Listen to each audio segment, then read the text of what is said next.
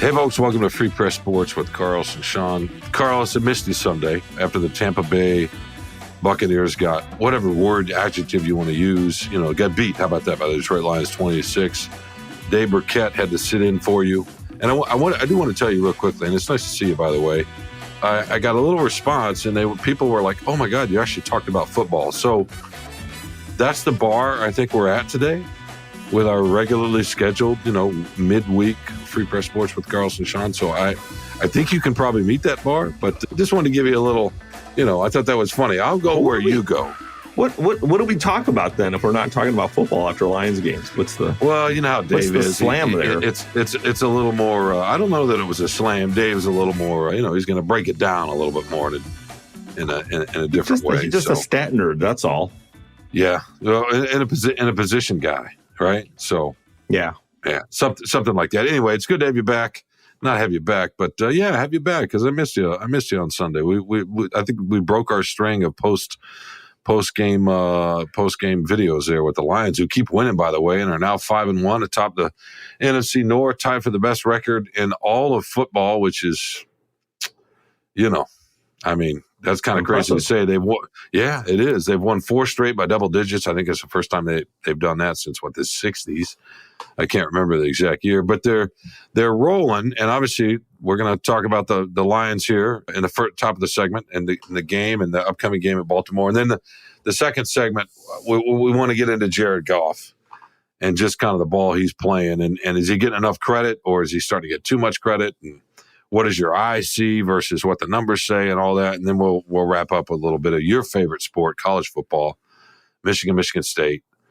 Are you yawning already? And the game's not even. No, I'm crying. I'm wiping the tears from my eyes, already thinking about poor Mike Elrick and what he's going to have to go through in East Lansing. Is he going to go to the game? Is he actually going to go? He is. He's going to tailgate. Mike Elrick, of course, who's our investigative columnist on the news side, who's a huge Michigan State supporter, Michigan State alum.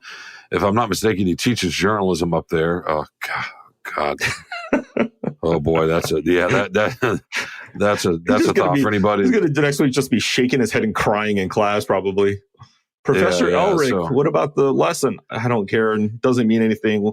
My Spartans lost 57-0. I can't take it anymore. Life matters. Yeah, who knows? It doesn't seem like it'll be much of a game, but we'll get into that in a bit. It is a night game. It's supposed to rain, so that sounds like a lot of fun, But in any case, nothing ever happens after the game either. You guys are done. Everything happens on schedule. You go right home. No, well, you're going to be home at like 10 a.m. I don't know if you're going to make kickoff for the Lions game, Shawn. Yeah, as long as they just keep the teams apart when they go into the tunnel, we're good. Yeah, don't you think? I think as long as they have like the SEAL Team 6 out there separating both teams, I think we'll be okay. Yeah, we'll be fine. All right, your Lions. What? My Lions. I was in Tampa. Once again, it was a whatever you want to call it, a Lions fandom takeover. By the way, just a couple of quick things. One, the plane ride down was full of Lions fans. That's not that unusual.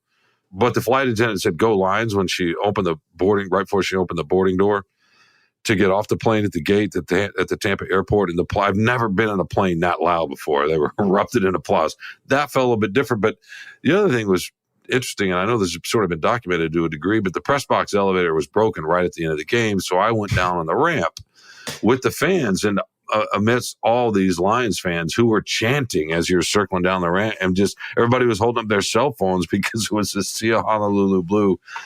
It's not surprising. It's the third road game in a row that's just happened. Dan Campbell, Carlos, afterwards said he just never seen anything quite like it. Alex Anzalone and a couple other players who've been on other teams were trying to figure out if they've ever seen anything quite like this, or maybe Philly fans travel like this, maybe Steelers fans when they're good. But I don't know, man. This almost feels like a college team the fan base going to a bowl game. And it's really something. And I don't want to say it's unprecedented. I don't want to be totally over the top, but it does feel it's new, at least around here.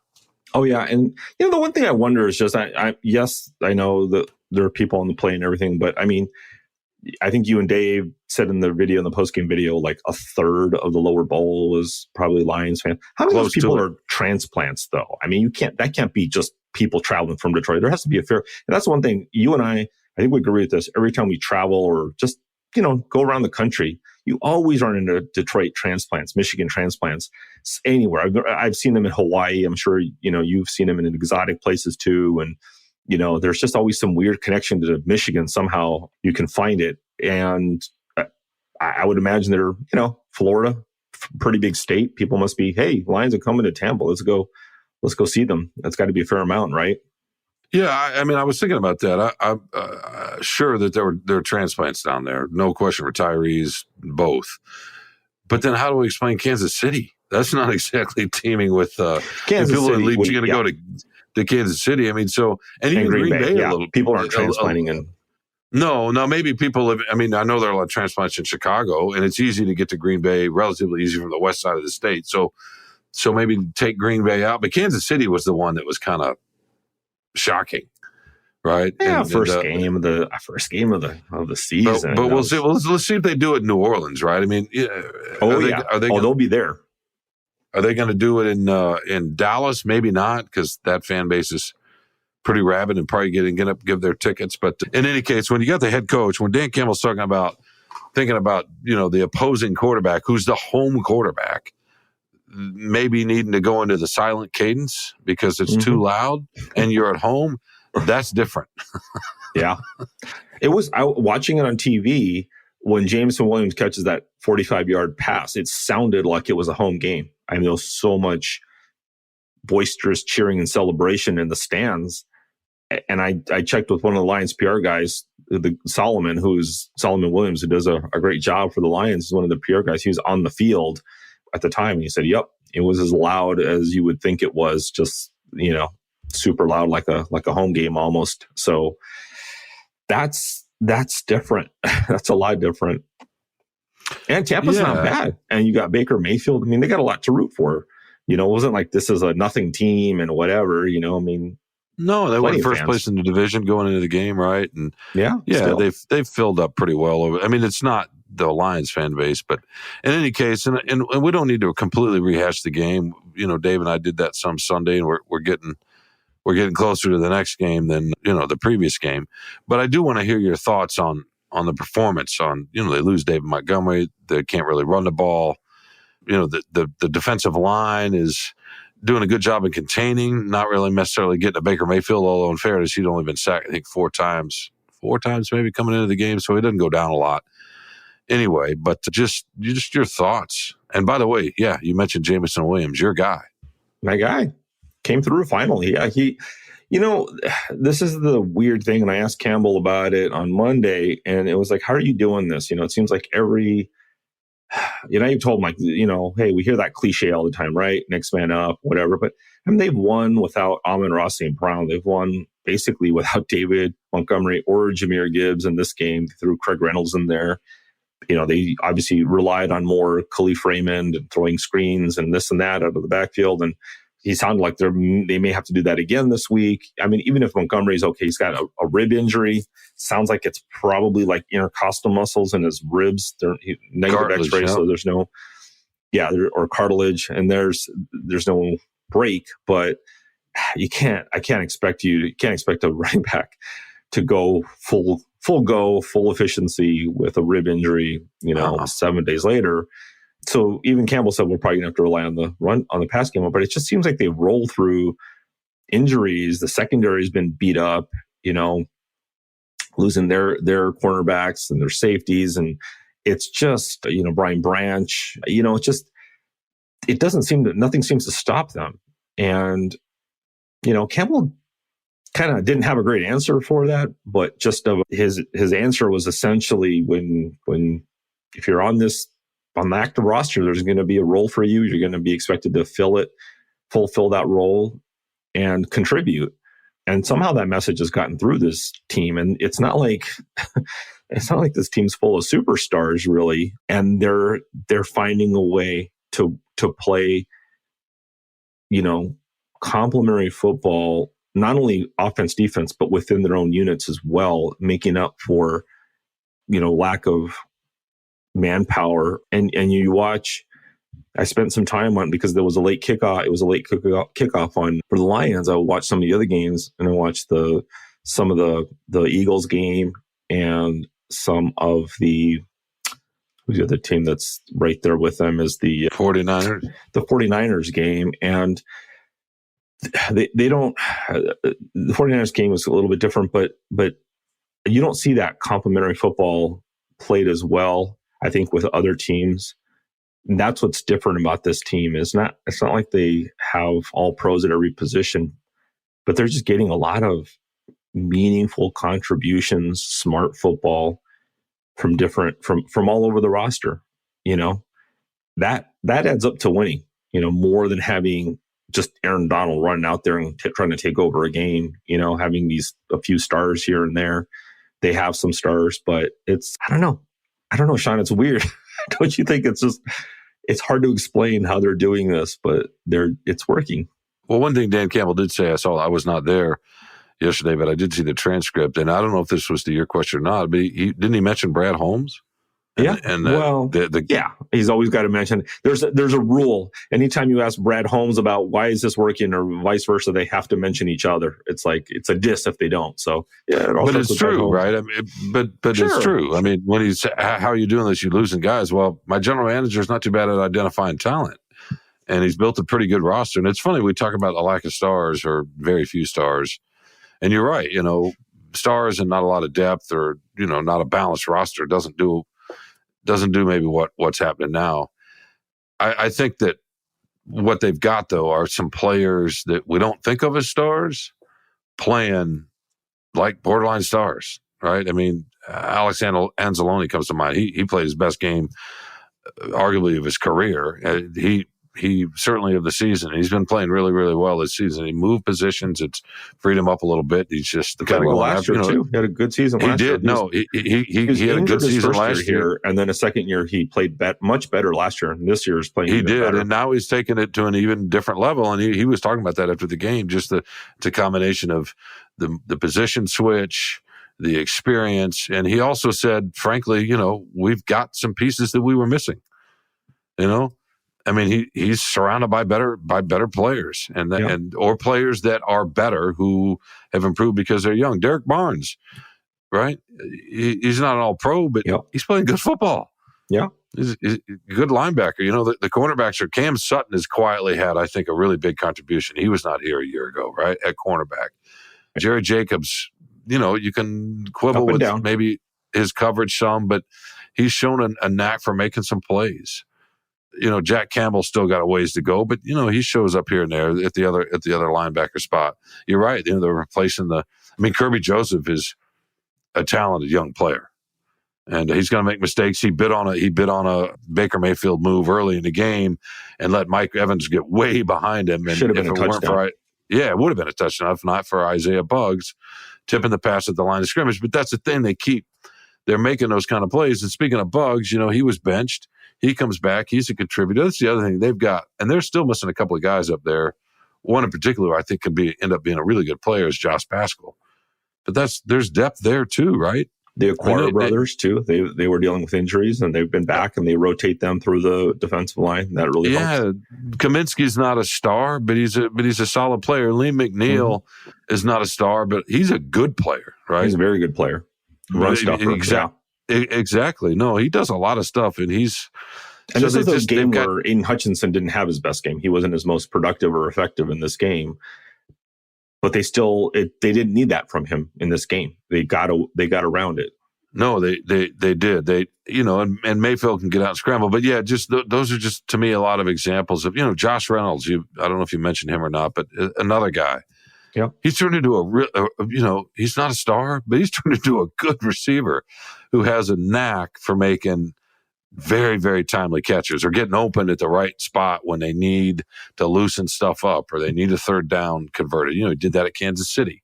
He did that at Green Bay. He did that again at Tampa. So you just see this up and down the roster. And then they do, I think, have a couple of star players, maybe not nationally superstars, but they're star level talents. And one is St. Brown, right, who's probably as good a inside receiver as there is in the NFL. He's as good as what he does as anybody in the league. And so that's kind of the definition of a star player, even if he's not a star. And then another guy. The Pro Bowl. Who I want. Yeah, no, for sure. And their offensive line has got two guys at least that are all pro level at their spot, and Taylor Decker and Penei Sewell and Frank Ragnow. 3, sorry. So we say they don't have stars, they don't have Sue or Calvin Johnson, but they got 6, 7, 8 guys that are playing star level football, right? Plus a lot of good players around them. And you're dissing the quarterback too, by the way. Well, I'm holding off on him because I thought we could take him. Well, we'll get into it. We're going to get into him, but you can. Yeah, no. I was about to say let's take a break and come back and talk about the guy who may be turn into the biggest star of the team right now if he keeps this up, and that's Jared Goff. We'll see what you have to say, because the distance he's traveled from when he got here to where he is right now in terms of how he's viewed and what this fan base thinks, probably to some degree what even the coaches think, is pretty vast. And let's talk about it and break that down a little bit when we come right back with more Free Press Sports with Carlos and Shawn.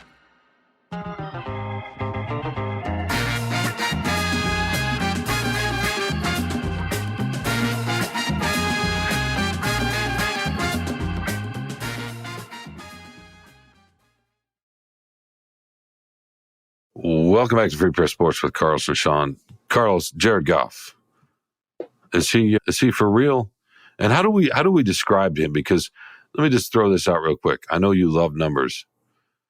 The last 17 games, and we say 17 games because that's a season. So basically, and I know it's cheating a little bit to go parts of 2 seasons, but let's just say. By the way, I want an apology from the fans who are saying that we're not talking football when you point out that 17 games is a season. So keep going. I like it. So. Oh, okay.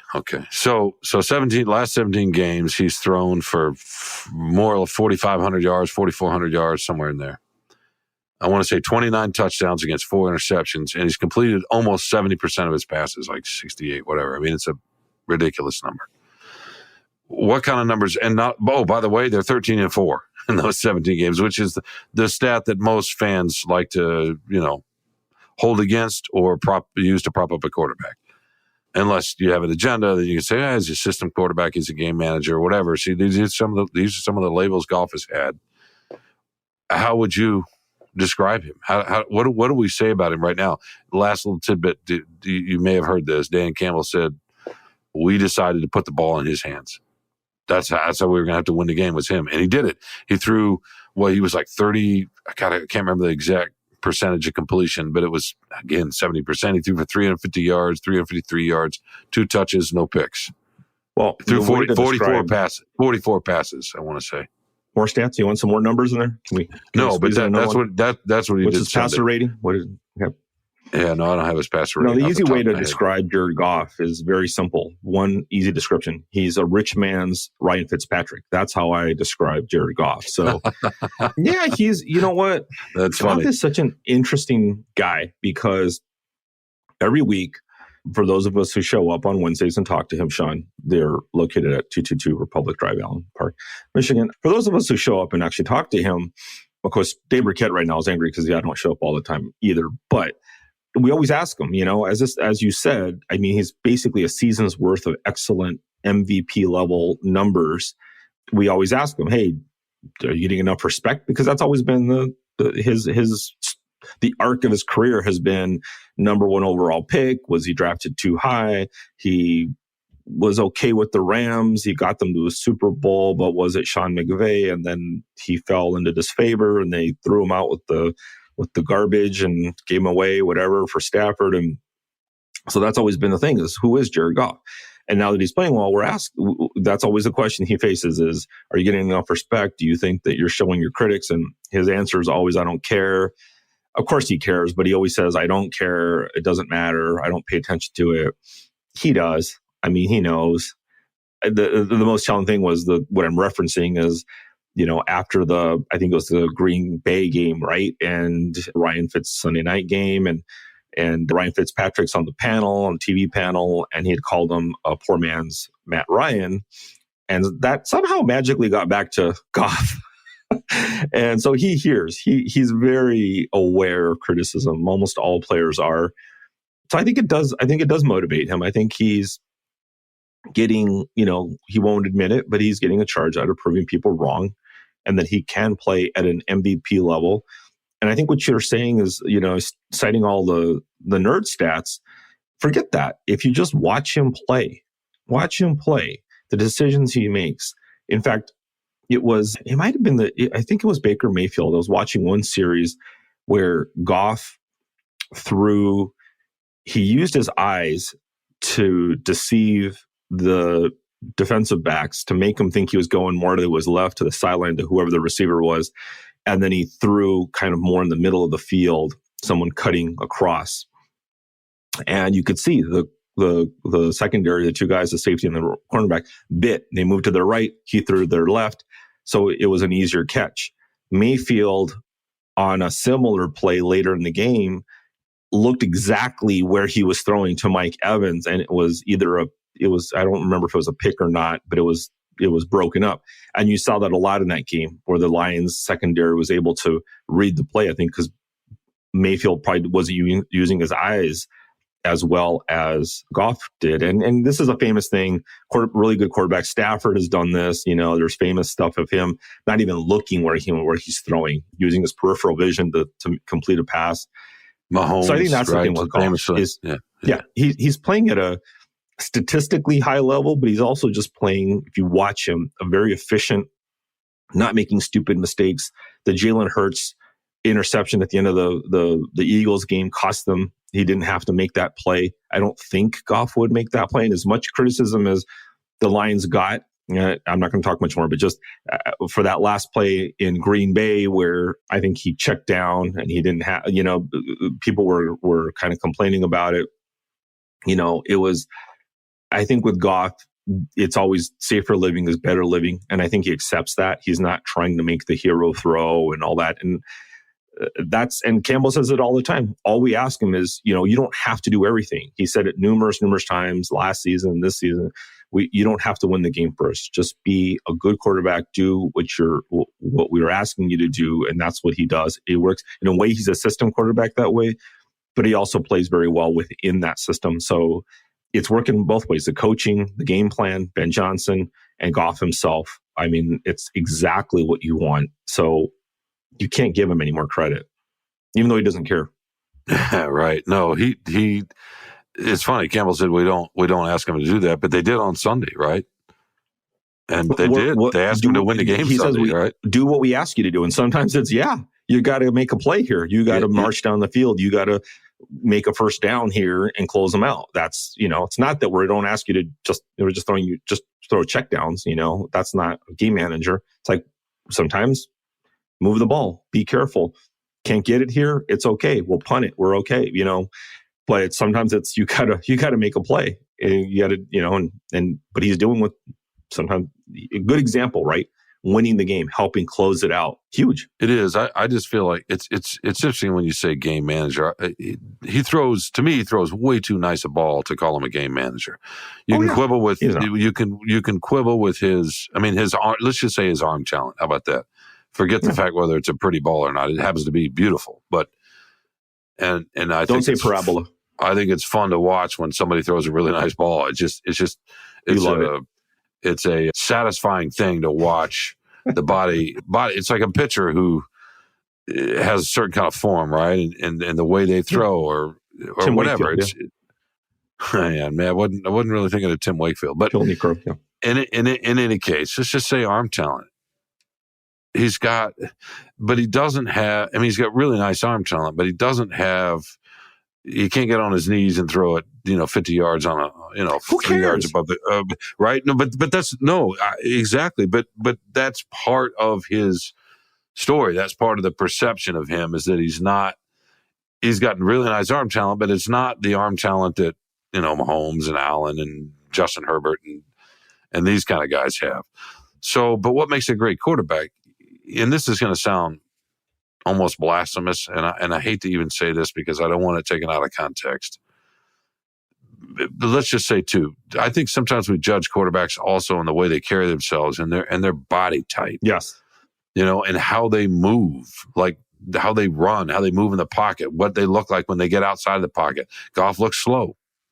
right? Yes. You know who else did? Unathletic, Tom Brady. slow. Tom Brady and Peyton Manning. I am not saying at all he processes the game like Peyton Manning. And Peyton Manning probably had a little bigger arm. But he reminds me of Brady in this way, that he's not awkward, but he's slow. And he doesn't have a huge arm, but he's got a much better arm than you realize. But the reason he reminds me of Brady, he's built like Brady a little bit. He's not quite as tall, but he's built like him, right? I mean, he moves like him a little bit. And but he doesn't have the... Goff still looks like Brady's draft picture. He kind of, right? I mean, he's not ripped. You know what I mean? He's not. He's not ripped. He's thin. On top of that, I mean, relatively thin for. Yeah. I mean, like Josh Allen, right? Or even, I don't know if you've been next to Mahomes, whatever. Mahomes has got neck muscles that look like beach balls sitting on top of his shoulders. You know what I mean? I mean, it's just, and he's not any of those things. So I think that all also. But it's how you carry yourself too, right? How we see, exactly. But then sometimes he's back in the, sometimes he's back in the pocket. And at this point, I shouldn't say just sometimes, almost every game during this level of play we've been talking about, he makes 4 or 5 throws a game that are really kind of incredible throws, right? I mean, into like tiny spots. And you and I sometimes be watching a game together with the Ford Field or whatever, and we look at the monitor and the replay where you get a different angle, and you're like, oh. And it's even better than you realize watching it in person, right? Because you see what he saw, and he's got an angle that's, you know what I mean? I hate to steal a line from the column that's coming out about him, but that you need a geometry teacher to show you. I mean, you're getting into parabolas again. It's really something when you see some of these throws, and there's good velocity on this to some degree too. For some reason, and I'm curious why you think this is. For some reason, we underestimate, I don't mean you and me, although maybe we have in the past, but we underestimate still a little bit his arm talent and his velocity and his accuracy. And on top of that, decision-making, right? Which is why he's put up the numbers he has the last 17 games. Well, he's always been an accurate passer. I mean, that was the the knock on him is his completion percentage is good, but he doesn't throw deep a lot. He doesn't, it's his intended air yards isn't high. All these little metrics that people look at. He's not Stafford. He's not, Mahomes. He's not chucking the ball 70 yards in the air or whatever. I don't know. I think people, we watched Stafford for a long time, and he had some of the best arm talent ever in the history of the game. He did. And how much did he win? And also, he struggled with touch a lot at the beginning of his career. He got better at it, but he really struggled to throw a softer ball when he needed to. It was always a 99-mile-an-hour fastball that, broke people's fingers sometimes when he didn't have to. So I don't really care. Sometimes we get people coming to training camp and they'll watch whoever it might be throw a ball, whether it's a joint practice or when it used to be Stafford, and they would ooh and ah over the arm strength. And I was like, that's not what a successful quarterback, that's not what it leads to necessarily. It's good to have a strong arm, but I think pretty much everybody in the NFL, anybody who can play, is a starting quarterback in the NFL, has enough arm strength to make the throws they need. Are they going to, be able to chuck it 70 yards into the end zone when they have to at the very end of the game? Maybe not. But how many times does the game have to really come down to that? How many times that's a jump ball anyway? I just think it's overrated. Arm strength is overrated. It's more about your decision making, playing within the system, doing what you need to do, being smart, getting your teammates on the same page, having chemistry with them. You have to be a leader. That helps. That's what I think what the position is about more than about whatever the ooh and ah throws and whatever. They're fun to watch. There's no question. I mean, even Baker Mayfield made some nice throws, kind of on his back foot or whatever. He has a pretty strong arm, actually. He's a tough player. He's fun to watch in that way too. But there's something about Goff that just doesn't scream, prototype quarterback. He doesn't feel like that kind of quarterback. And I think, like, basically if Brady hadn't won, he'd be, like you said, I mean, he's kind of a similar guy in a way, quieter guy, doesn't say a whole lot, and doesn't have maybe the strongest arm in the world. Brady just won and won and won, so he's Tom Brady, and that's it. And he did it at the end of games too, right? Just he performed. He performed at the end of the game. Yeah, and but he also had Bill Belichick helping him, and the defense, and all these other. Stafford was actually really good in the clutch. I mean, by the numbers, right? Stafford was really good. He had a lot of opportunities to come back because they were behind a lot, so that helped. He did color it, and that was funny because toward the end when he was getting everybody was like citing these stupid numbers about fourth quarter comebacks. It was like Burkett and I was always joke about it. Like they were down by a point after the third quarter, and in the first 30 seconds of the fourth quarter, they kicked a field goal, went ahead. Like, well, I guess this is a comeback win for Stafford, right? Because Matt Prater kicked a 57-yard field goal, so let's give another one to Stafford here. So numbers can kind of be misleading sometimes, but yes, he loved the comebacks, and that was where Stafford thrived too, because there is something to that. The NFL's built this way, right? To have close games, and you're down by a lot. That means you got to throw it a lot. That means that they're playing softer coverage. They're playing more prevent than they are press man because they've got a big lead. So that's where that was a slam on Stafford, right? Statford, because he was building up all these empty stats in garbage time.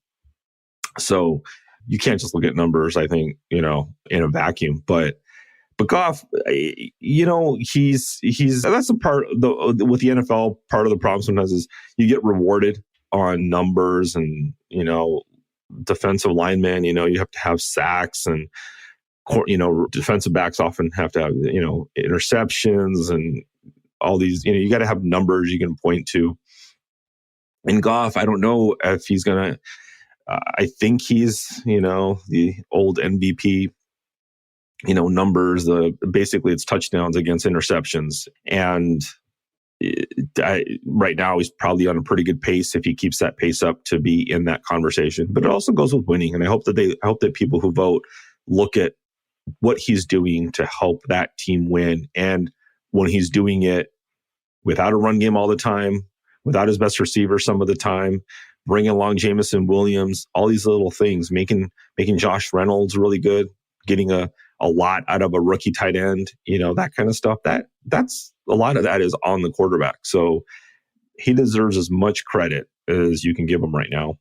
No question. And, you think about when he got here and what was expected of him. I mean, he was almost considered kind of an afterthought, a toss-in the trade. The trade was all about the picks. Oh, yeah. Bridge quarterback. It was always bridge quarterback. Yeah, exactly. Yeah, he's a salary slot, right? Somebody to fill the salary slot. We're going to rebuild, go get these picks. And they've got, some pretty good players in those picks that they got for Stafford, and maybe eventually some, Pro Bowl level players, particularly the tight end. We'll see with Williams. In any case, and a couple other guys that haven't played much. Broderick Martin comes to mind. But he's exceeded. I don't know. I mean, maybe the Lions would tell you this. I don't know that they thought he would be this good. All right. I mean, maybe. Probably not. Maybe. I don't think they draft Hendon Hooker. if they have to draft a quarterback next year or whatever, if this was happening last year, I don't know that they draft Hendon Hooker in the third round was it? Yeah, maybe not. And and it's interesting to think about it. It was a third round pick. Okay, yeah, you don't want to take a flyer with a third round pick, but they felt like they had enough in other spots, and just in case the contract negotiations didn't work out, if he took a step back, as Goff played really well last year, especially down the stretch. You're right. It was kind of an insurance pick. They were hedging their bets a little bit, and it's interesting. But yeah, I don't. But certainly when they traded for him. In any case, it's fun when you see somebody start to perform and go against how they're perceived and maybe a little bit of their own history, because Goff did have some struggles. Let's be real. It wasn't like he was an all-pro and he just wasn't seen. No, he legitimately had some struggles. He struggled with confidence, his relationship with his coaches, finding the right system. So, but yeah, he's talented. Well, we And don't know. I think we need to say that this is a talented guy. This isn't just some savvy. We use words like, "Oh, he's smart, he's savvy." Well, that may be true. A good leader. I think he's probably actually an underrated leader.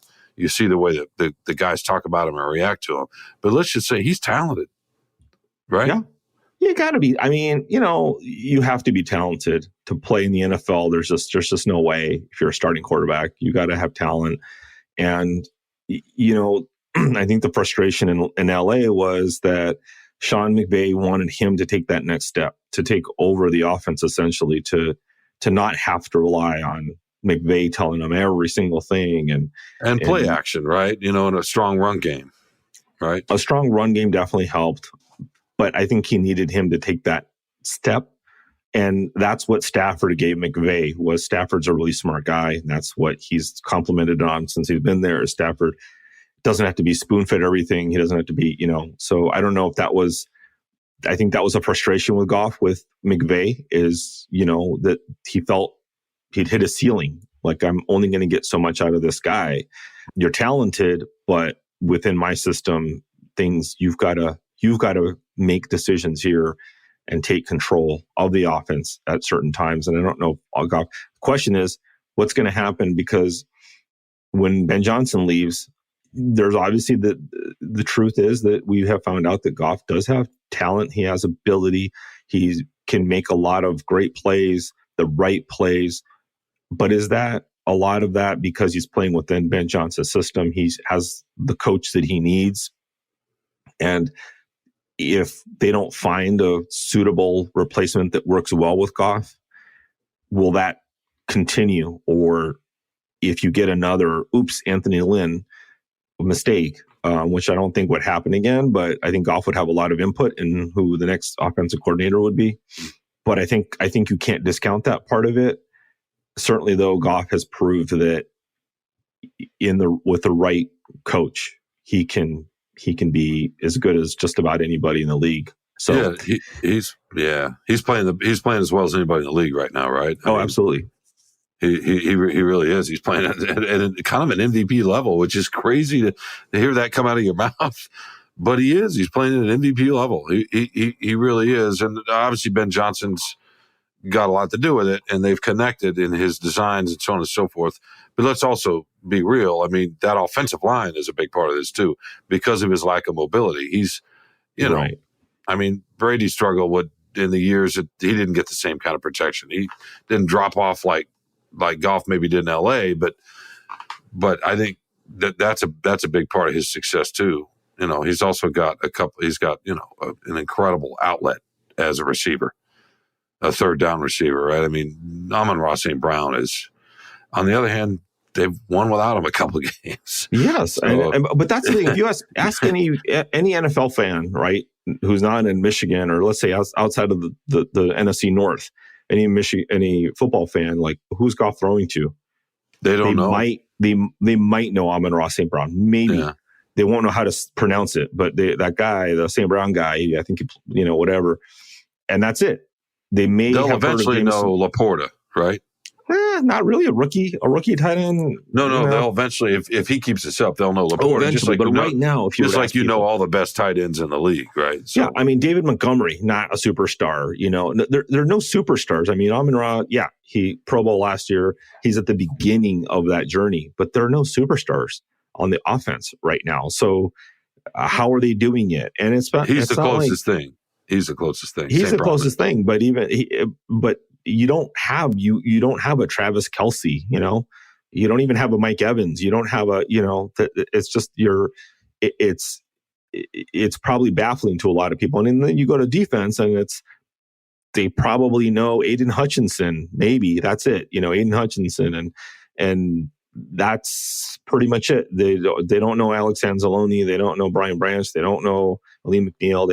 It's like it's kind of a cast of nobodies in a way, which is credit to the coaches in many ways. And the offensive line is always nameless and faceless. It's just a blob of five guys that, and also, by the way, banged up, what their two guards are missing. And Glasgow, I think, is a really good guard, but they don't have all-star. Yes, as you said, they have three, studs, all-star on the talent. edges in the center. Yeah. They do. And that's important. But yeah, they don't, Goff is doing this. Goff is the guy. I mean, Goff is the guy everybody can point to. And I hope that he does get more attention. And yes, even though the offensive line protects and he has good players around him, he's doing the right thing to get them in position and make the right plays. So a lot of it's on him. And it's almost like you got to wonder, like maybe the Lions better hurry up and sign into an extension before he gets a little too good. And then it's it's true. It's true. Maybe I want to go somewhere else. Yeah, how he does without Ben Johnson is a question that is for down the road. But in the meantime, we need to take one last quick break here. We'll get back and talk a little bit of Michigan State Saturday night, and of course Carlos's favorite thing. We always want to hear that. So let's take a sec, and we'll be right back with more Free Press Sports with Carlos and Shawn.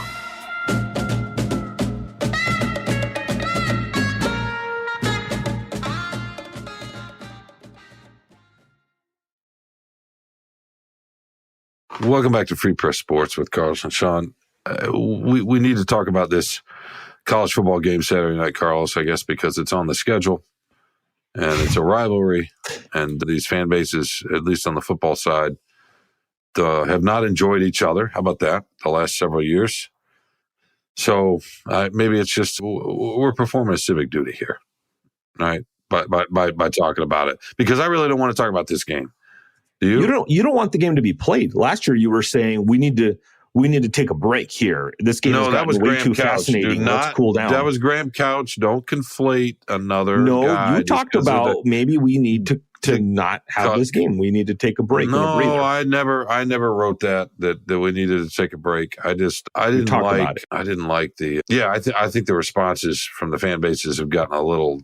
It's tiresome more than anything. It's got a little bit too heated, but not right now. I mean, I guess if State were to pull off a miracle and win.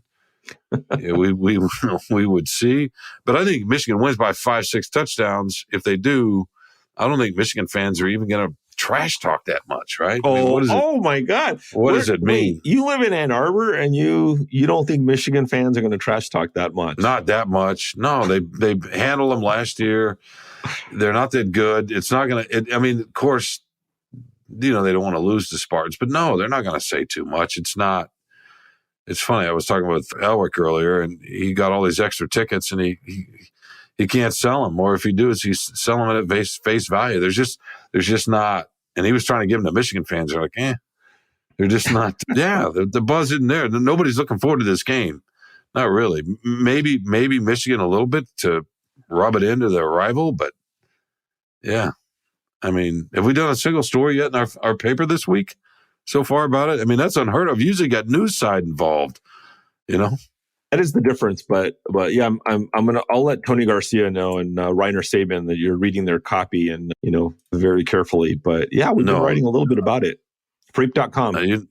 www.freep.com. You know what I mean. Outside of the normal, and Spartans, outside of the normal beat kind of stories, we haven't had any extra news side stuff, front page stuff, column stuff, opinion stuff. We haven't, sometimes even editorial weighs in with this game. We just, maybe that's coming later in the week. It's just kind of the state of the two programs right now, I think. Well, I think we'd get a lot more. I think what this game would have been about more is the whole aftermath of the tunnel fight last year. But that seems like it happened 5 years ago now, after the Mel Tucker situation, what's happened to Michigan State since then. Also, the huge collapse at Rutgers on Saturday, and just how much Michigan is steamrolling everybody. There's really not a lot of air for that balloon. I agree with you, but I think that, why do people show up to rainy, cold Michigan Stadium to watch them beat Indiana 52 to whatever it was, Because they're fans. Because they're fans, right? They're fanatics. That's why they're going to go to East Lansing and they're going to dance on their graves. They've been waiting for this. This is the Ohio State thing, as we've talked about before. What is it? The Lloyd Carr quote, right?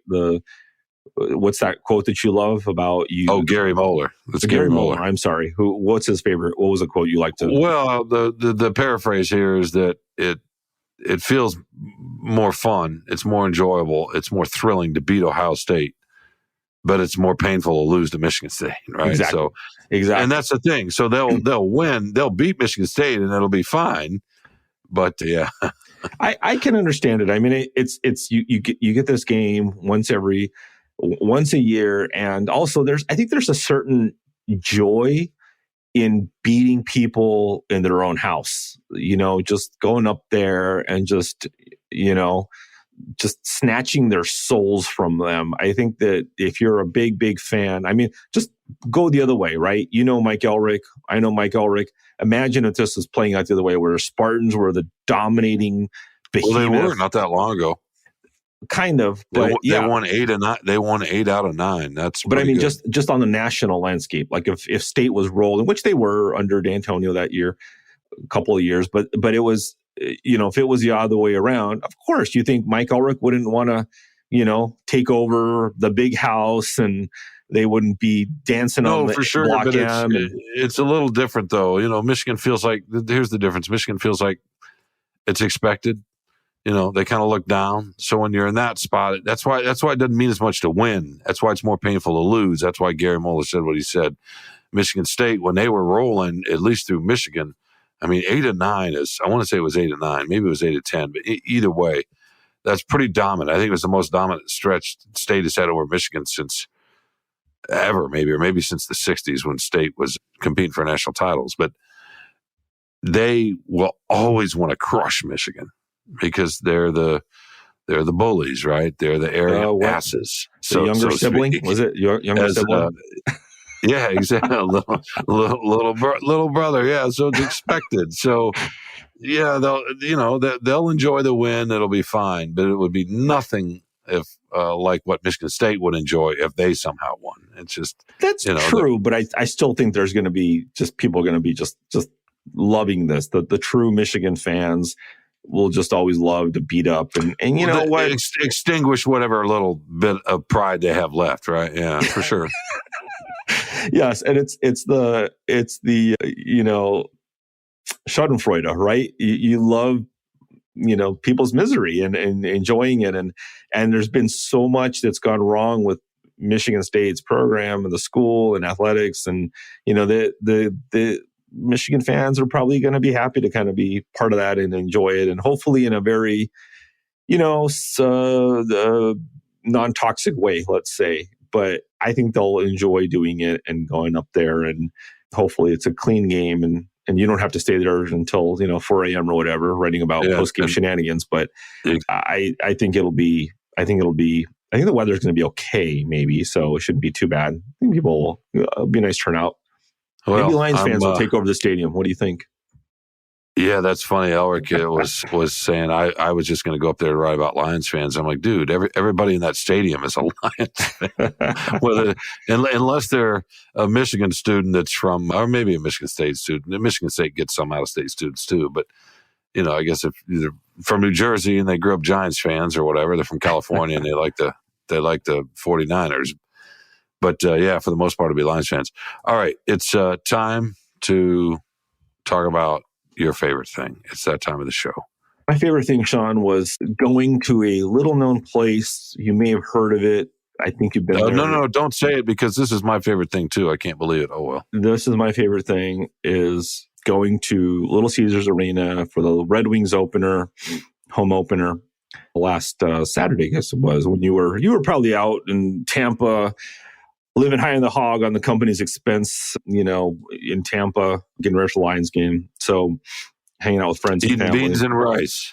Yeah, beans and rice that are probably too cool for school. Cuban restaurant that you discovered in Tampa. Are you kidding me? I sent you a photo. Could you not tell how old and run down that table was? Come on. No. Use your powers of observation. Well, if you have them. I mean, I love you, so I don't want to be mean, but It would take 2 seconds to look at that photo and see that was not a posh place. Those are the best places, right? So oftentimes, yes. So Mhm. I'm begging you to open your eyes. Thank you. Okay, go ahead. All right. So it was just fun to get back, and I think this fan base, I think, hope springs eternal every year. And they've been waiting for Yzerman to finally put a playoff team on the ice. And there's hope this year. Alex DeBrincat, your BFF, you're the one hockey player I think on the team. 4 Maybe goals. Dylan Larkin. 4 goals. 4 goals. And he's suddenly, we're recording this on a Wednesday or Tuesday, I'm sorry. And the Lions, the Wings are 2-1. They just 2-1. That's Columbus 4-0. Yep. They're it's early, 3 games, but they're among the league leaders in goals for, goal differential. They look like they may be a fun team, Shawn, like an offensive team. I think you may want to go out there and write about geometry and parabolas and the calculus of that. And then, of course, you're going to throw in puck luck as well and whatever, and the hot goalie. That's what, everybody likes to write about. But it was a really fun. I've always enjoyed Wings games, the enthusiasm that the fans have and the crowd, and it's always a good time. And it was good to see them rewarded with. It was a very fun game, a lot of goal scoring, 6-4. So it was hockey as it should be. I'm glad the fans got what they wanted, and it looks like there's a little promise with this team. So it's a long season. They play 82 games, Shawn. So, but if you like the start that they have, and hope to go to more games, and hopefully they can continue this. And if they do well enough, you'll go to the playoff game, and I'll write the 3 questions from home, and it'll be a fun. No. Fun March. No, you'll go to the playoff. I think it's funny. I can't believe that was actually yours, because that was my favorite thing too. Is just for a few Your reasons. Favorite thing was not going to the game. No. It was fun. It's fun that hockey season's back. But here's what I love most about it. Sort of piggybacking off the Lions. And who would have ever thought that the Lions would be the ones? We've had these debates for years now, several years anyway, about who's the closest, who's going to make the run the quickest, who's going to win their division, who's going to get back to the playoffs and actually win a game, maybe in the playoffs. And look, it's a lot of season left with the Lions. We don't know if they're going to win a game in the playoffs or not. And they should get there at this point. But again, they've only played 6 games. But the idea that it was going to be the Lions to sort of jumpstart this, we thought the Tigers, right? I don't think any of us thought the Pistons, but the Tigers were probably the most popular pick, and then maybe the Wings because of Yzerman. But that's what's fun, watching the Wings Saturday night. I saw a little bit of it. It's funny. I was in Tampa. Oh, Tampa Lightning, and they were playing Tampa. But anyway, it's just some weird randomness, but. Seeing that, and I watched a little bit of them play at New Jersey, and they gave them a good game, right? I mean, a late empty netter or whatever made it a 2-goal game, I think. But you could tell they were going to be a little bit better offensively just off that night, on opening night, on the road. And then blanking Columbus, the Blue Jackets, it's just, look, I'm not saying it's going to be quite like with the Lions, but you can tell they look like a different team. They got more pop. One of my favorite highlights was Larkin kind of rushing up the ice on the right, and just seeing. Because we were talking about talent with Goff. Larkin's got talent too. He's one of the better players in the league. I don't know where you'd rank him. He's certainly a top 40 player, maybe arguably top 30. And now that he's got a wingman. It's going to be really interesting to watch Larkin and see if he can take that next step, because Yzerman's talked about that for a bit here. But just hockey season. We know how much this area loves hockey. Having them come back, having them to use your words, having them be a fun team. I just, I enjoyed reading your column, trying to capture that night. It sounded like a great rowdy atmosphere, and I thought you captured that well in your column. And I just, maybe we got something going. The Tigers showed, I thought, some promise this year, and it was overshadowed in the end by Cabrera, but they got some promising young guys and had a better record than I think a lot of us expected. And it's not inconceivable that they take a jump next year. Cabrera's salary's off, right? So wouldn't that be something? You get the Lions going, you get that. Maybe it's going to flip the last decade, and we're going to have it'll be like it was 15, 20 years ago when all the teams have their runs. So, but I was just thinking about that, watching the Wings, like, okay, they're finally going to take a leap, right? I mean, injuries, you don't know, but they look different. I mean, they look better. They certainly look better offensively. And so that was fun. Oh, yeah. Yeah. And good. I'm glad it was that you managed to steal my favorite thing, but I like it. Yeah. Good. No. I should have gone first. I did not think you'd do the hockey, though. I did not think you'd do. I was at the game. How could I not do hockey?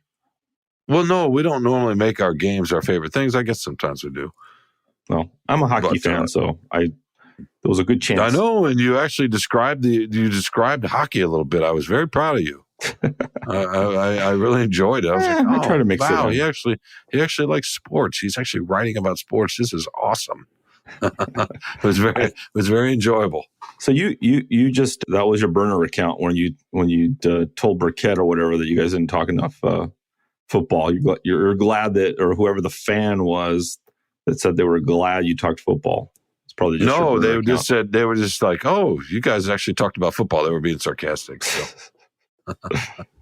But yeah, you know how that goes. All right, let's wrap this up. I like that your favorite thing was your column off the hockey game, and so was mine. So that's good. Yeah, that's what I was getting to. Good. All right, it's good to have you back, man. I hope you enjoyed your day off on Sunday. Happy anniversary, by the way. Thank you. How many years is that? 22. 22, man. That's not bad at all. That is not bad at all. I don't blame you for walking away from the sports world for that. Hopefully you did a little extra something, food, not much something. Actually, but yeah, it was a nice okay, day so off. you had a little bit more. You had a little bit more than you love Taco Bell, right? You had a little bit more than a Mexican pizza. Had a little extra gordita. That's what we had. Yeah. Gordita, anniversary gordita. Oh, a little extra cheese. That's nice. That's nice. All right, good to be back with you. Who are we going to thank here? Let's thank Robin Chan, our producer, because he gets mad at us if he doesn't really do as good of a job cleaning up our ums and ahs and blah blah blah and all this stuff. So we have to thank him. It's in the contract. Executive producers, Kirkland Crawford and Anjanette Delgado, and editor of the Free Press, Nicole Avery Nichols. But Shawn, who is it? Who do you think? Who's the most important person? Oh, the listeners. We got the listener. How about that? Yeah. Thanks for hanging out with us. Going on this. What's your column called? Your weekly Tuesday column, Monday column? Road to the playoffs. Road to the playoffs. Road to the playoffs. Enjoying this Lions ride. We'll see where it takes us. But mostly I want to thank you, Carlos. No. You know what I mean? Yeah, for hanging in, for putting up with me, and for telling readers. Excuse me, not readers. I guess we do have readers, but for telling listeners or not telling listeners where they can find us at Spotify, Apple Podcasts, and obviously subscribe, rate, let us know what you think. Until next week, Carlos? Yes. Until next week. Yes. Okay. Until next week when we're back with more Free Press Sports with Carlos and Shawn.